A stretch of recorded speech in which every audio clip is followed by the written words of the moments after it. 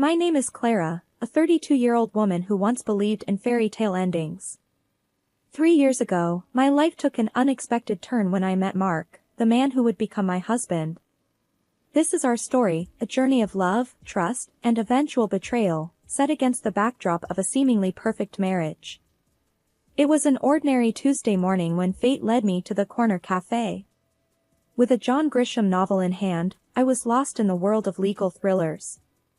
That's when Mark entered, his presence immediately noticeable. He had an air of confidence, yet there was a warmth in his smile that felt inviting. "Hey, is that Grisham's latest?" he asked, nodding towards my book. His voice was friendly, tinged with genuine curiosity. "Yeah, just started it." "He's always a good read," I responded, pleasantly surprised by the ease of our conversation. We delved into a discussion about our favorite authors, our conversation flowing effortlessly. Mark had a way of making me laugh, his humor both witty and endearing. As hours passed, it felt like we were old friends catching up, rather than two strangers who had just met.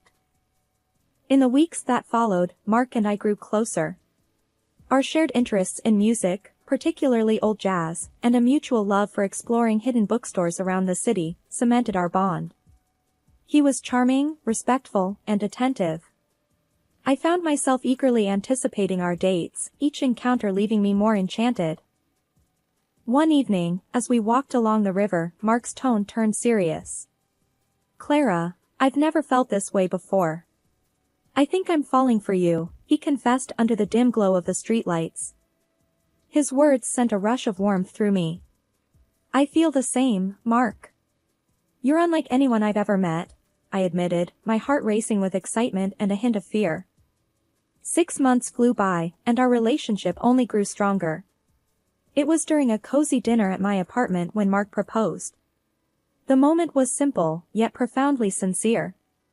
There was no hesitation in my yes. I loved him, and I believed in our future together. The joy of our engagement, however, was soon met with apprehension as the time came to meet Mark's parents. His mother, Linda, was a stern woman with piercing eyes that seemed to judge my every move. His father was more amiable, but there was an undeniable seriousness to him, especially regarding the institution of marriage.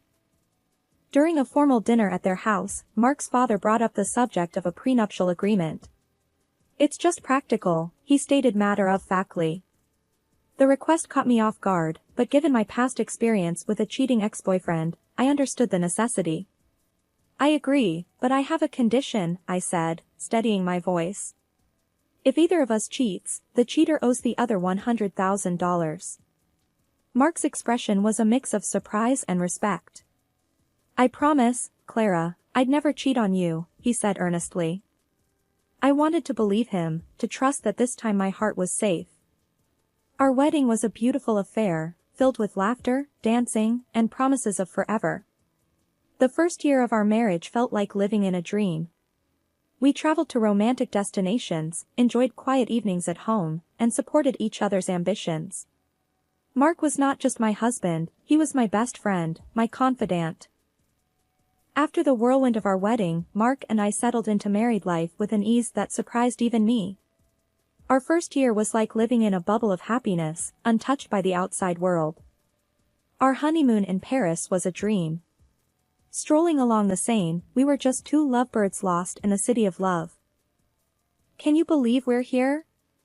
I asked Mark one evening, as we watched the Eiffel Tower light up.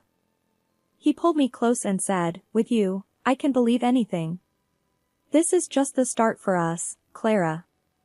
Those days were filled with laughter, romantic dinners, and promises of a future together. We returned home with a suitcase full of memories and a bond that felt unbreakable. Back home, our days found a comfortable routine. Mark would kiss me goodbye every morning before heading to work, and I'd be waiting with dinner when he got back. We talked about everything and nothing, our conversations stretching late into the night. One night, as we were cleaning up after dinner, Mark said, "You know, I never thought I'd be this happy just doing mundane stuff like washing dishes." I playfully splashed some water at him. "That's because you've got an amazing wife. It's all about good company." He laughed, catching the water in his hands. Absolutely. Best decision of my life, marrying you. Despite our happiness, there was a growing pressure from outside, the expectation of starting a family. At family gatherings, Mark's mom, Linda, would often drop not-so-subtle hints. "So, when are we going to hear some good news?" Linda asked one Sunday lunch, her tone laced with expectation. I tried to brush it off with a joke. "Oh, you'll be the first to know when there's news." But her persistence grew over time, and it started to strain me. Mark noticed my discomfort but reassured me, "Don't let my mom get to you. We'll start a family when we're ready, not a minute sooner." Despite these pressures, our first year of marriage was magical. We celebrated our first anniversary with a quiet dinner at home. Mark surprised me with a necklace I had admired months ago. "Happy anniversary, Clara. Here's to many more years of happiness," he said, his eyes shining with love. I felt tears prick my eyes as I said, "Thank you, Mark. I couldn't have asked for a better partner in life." That night, as we cuddled on the couch, I couldn't help but feel incredibly lucky. I had a husband who loved me, a cozy home, and a future that seemed bright. As our second year of marriage began, the pressure from Mark's family, especially his mother Linda, started to take a toll on me. It wasn't just about starting a family anymore, her criticisms seeped into every aspect of our lives. Linda had a way of making her disapproval known, often under the guise of helpful comments. Every visit became a nightmare for me. One afternoon, as I was setting the table for lunch, she walked into the kitchen and eyed the spread with a disapproving frown. "Is this what you're serving? A bit simple, don't you think?" Linda remarked, her tone dripping with disdain. I clenched my jaw, trying to maintain my composure. "I thought we'd enjoy something light today." She just sniffed, muttering under her breath about proper meals and good housekeeping. Her comments weren't just confined to my cooking. She found fault in everything I did, from the way I decorated the house to how I spent my free time. Nothing was off limits. One evening, while Mark and I were relaxing in the living room, Linda decided to give her unsolicited opinion. "You know, Clara, if Mark gave me the money he spends on you, I could hire a proper cleaner and a cook." Mark looked uncomfortable but didn't say anything. His silence felt like a betrayal. I was seething but managed to say, "Well, Linda, I'm doing my best here." What hurt the most was how Mark's attitude started to change. He began echoing his mother's criticisms, albeit in a more subtle way. After one of Linda's visits, Mark casually mentioned, "Mom might have a point about the house. Maybe we should consider getting some help." I felt a pang of hurt and frustration. "So, you think I can't handle it either?" "No, that's not what I meant," he backpedaled, but the damage was done. The constant criticisms and Mark's growing detachment were straining our marriage. We started having arguments over trivial things, our once easy conversations turning into tense exchanges. After a particularly heated argument, I found myself wondering aloud, "What happened to us, Mark? We used to be on the same team." He ran a hand through his hair, looking frustrated. "I don't know, Clara. It's just everything feels so complicated now." I went to bed that night feeling lonely and misunderstood.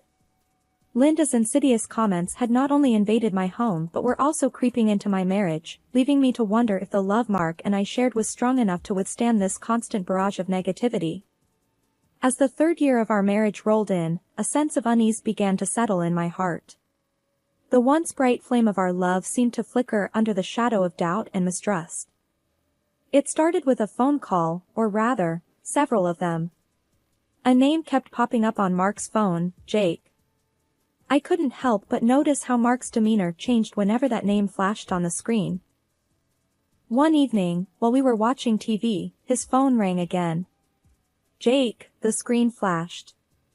Mark quickly silenced it and put the phone away, but not before I saw the nervous glance he threw my way. "Who's Jake?" I asked, trying to sound casual, but my heart was pounding. "Oh, just a new guy at work. No one important, Mark replied, but his voice was too nonchalant, his answer too rehearsed. Mark's behavior began to change. He started coming home late from work, his excuses flimsy and inconsistent. His wardrobe underwent a transformation too, from casual to sharply tailored suits. Working late again? I questioned one night as he prepared to leave, noticing his dressed-up appearance. Yeah, a big project, he said without meeting my eyes. Don't wait up. One day, my frustration boiled over. As Mark was about to leave for another late night at work, I confronted him. This isn't like you, Mark. What's really going on? I demanded, my voice trembling with a mixture of anger and fear. Mark sighed, his expression a mix of guilt and annoyance. I told you, it's just work. Why can't you trust me? Because you're hiding something. You're never here, and when you are, it's like you're a million miles away, I shot back, my eyes stinging with tears. Mark didn't respond. He just grabbed his coat and left, leaving me standing there, feeling more alone than ever. That night, lying in our empty bed, I made a decision. I couldn't live in this limbo of doubt and suspicion. I needed to know the truth, whatever it was. The next morning, I called a private detective. It felt like a betrayal, but the constant worry and uncertainty were eating me alive. I needed answers, and I was determined to get them, no matter what they revealed about the man I thought I knew. The days after contacting the private detective were a haze of anxiety and anticipation. I felt like I was walking on a tightrope, trying to maintain a semblance of normalcy while my world was quietly crumbling around me. Then the call came, and with it, the shattering of my last hopes. Mrs. Johnson, we have conclusive evidence. I'm afraid your suspicions were correct. The detective's voice was solemn, heavy with the weight of the news he was delivering. He explained that Mark had been having an affair. The mysterious Jake on his phone was actually a woman. My heart sank as he detailed their meetings, providing timestamps and photos. It was irrefutable. I sat there, phone in hand, feeling a mix of devastation and vindication. My worst fears weren't just fears anymore, they were cold, hard facts. Despite the pain, I decided not to confront Mark immediately. I needed more than just the evidence of his infidelity, I needed to understand the full extent of his deceit. One evening, as I was passing by his home office, I overheard a conversation that chilled me to the bone. Mark was talking to his mother, Linda. Mom, I'm planning to end it with Clara after your birthday. Mark's voice was cold, devoid of any affection he once had for me. Oh, that's wise, dear. Make sure she gets me a nice 65th birthday present before you drop the bomb, Linda replied, her voice laced with a callousness that took my breath away. I leaned against the wall, feeling nauseous. Not only was my husband unfaithful, but he and his mother were plotting against me, waiting to use me for one last expensive gift before discarding me. Fueled by a mixture of anger and resolve, I decided to play along. I continued as if nothing was wrong while secretly gathering more evidence of Mark's infidelity. The detective provided me with everything, photos, videos, and even audio recordings. I was building my case, preparing for the moment I would strike back. As I lay in bed each night, next to the man who had betrayed me, a plan began to form in my mind. I would wait until after Linda's birthday.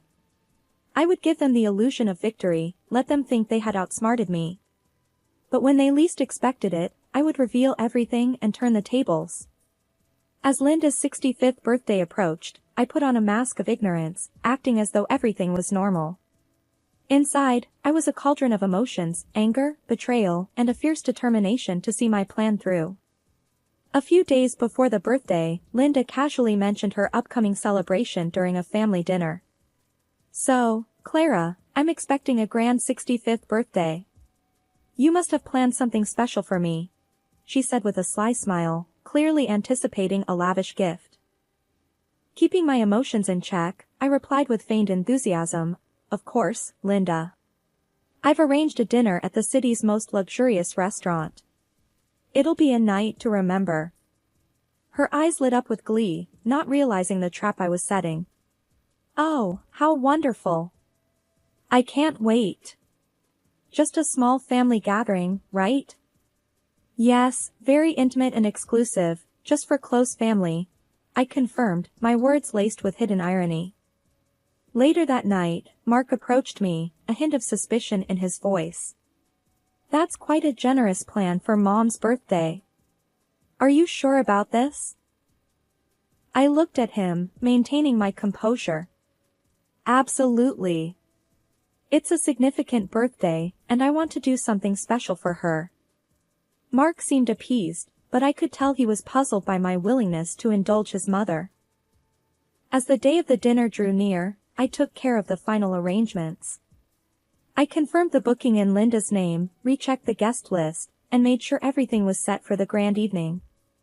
I was playing the dutiful wife and daughter-in-law, but underneath the facade, I was ready to expose the betrayal and deceit that had been festering in our marriage. The night before the dinner, as I lay in bed, I couldn't help but feel a twisted sense of satisfaction. I was hours away from turning the tables on Mark and Linda. They thought they were using me for one last benefit before discarding me. Little did they know, I was the one controlling the game now. The evening of Linda's 65th birthday was set in a luxurious restaurant, every detail meticulously planned to reflect the grandeur of the occasion. As Linda reveled in the opulence, I played the part of the gracious daughter-in-law, masking my inner turmoil with a practiced smile. As the dinner drew to a close, the waiter presented the bill is for $4,500. I reached for my card with a steady hand, my heart pounding in my chest. After swiping the card, I glanced around the table, seeing Linda's satisfied smirk and Mark's uneasy expression. Thank you for such a wonderful evening, Clara. This is truly generous, Linda cooed, her voice dripping with insincerity. It was then that Mark leaned in, his voice laced with mockery. By the way, Clara, I want a divorce. The words hit me like a physical blow, but I refused to let them see my pain. Linda, seizing the moment, chimed in sharply, well, then, I guess you should leave. This is a family gathering, after all. Without a word, I stood up and left the restaurant, my dignity intact despite the turmoil inside. As I walked away, I pulled out my phone and swiftly canceled the payment. Then, with a few more taps, I blocked the shared account, ensuring Mark couldn't cover the cost either. Back at home, I packed my belongings quickly, the finality of my actions setting in. I was leaving this chapter of my life behind, stepping into an uncertain but hopeful future. Soon, my phone erupted with calls. I answered, and Linda's voice, shrill with rage and panic, filled my ears. The payment didn't go through. The restaurant staff called the police. What have you done? Her words were a cacophony of anger and disbelief, but I remained silent, letting her tirade wash over me. This was their doing, their betrayal and manipulation coming back to haunt them. After hanging up, I looked around the empty house, a place once filled with dreams and love now just a hollow shell. I took a deep breath, stepped out the door, and didn't look back. Their calls continued, a desperate plea for help that I no longer felt obliged to answer. I had made my move, exposed their deceit, and now it was time for me to rebuild, away from the lies and the pain that had defined my life for far too long. After leaving my marital home, I spent a restless night at a friend's place, my mind racing with what needed to be done next. The morning sun brought with it a sense of clarity and determination. It was time for the final confrontation. I arrived at the house to find Mark and Linda waiting, their faces a mix of anger and confusion. Clutching the divorce papers and the evidence of Mark's infidelity, I steeled myself for the battle ahead. Linda was the first to break the silence, her voice dripping with scorn. So, you've come crawling back? After embarrassing us like that? I met her gaze, unflinching. I'm not here to crawl. I'm here for a divorce. Mark, who announced our divorce a day ago, suddenly tried to win everything back.